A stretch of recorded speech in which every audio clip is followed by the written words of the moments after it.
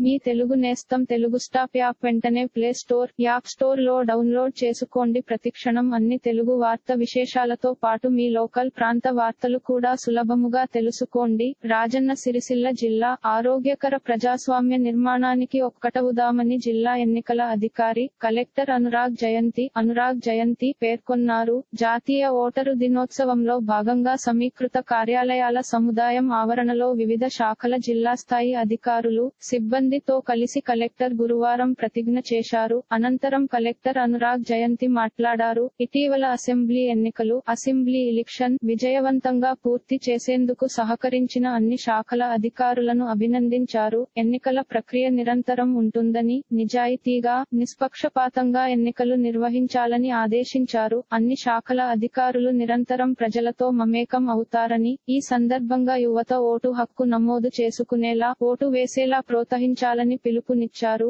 Senior ఓటర్లకు సన్మానం జాతీయ ఓటరు దినోత్సవం, నేషనల్ ఓటర్స్ డే సందర్భంగా సమీకృత కార్యాలయాల సముదాయంలో సీనియర్ ఓటర్లను అదనపు కలెక్టర్ పూజారి గొటామి పూజారి సన్మానించారు. అలాగే పలువురు నూతన ఓటు హక్కు నమోదు చేసుకున్న వారికి ఓటరు గుర్తింపు కార్డులు పంపిణీ చేశారు. కార్యక్రమాల్లో సిరిసిల్ల ఆర్డీఓ ఆనంద్ కుమార్, ఎస్డీసీ గంగయ్య, ఆయా శాఖల జిల్లా అధికారులు పాల్గొన్నారు. ఇలాంటి మరిన్ని తెలుగు వార్త విశేషాలు కోసం ఛానల్ కి సబ్స్క్రైబ్ చేసి గంట నొక్కడం మర్చిపోకండి.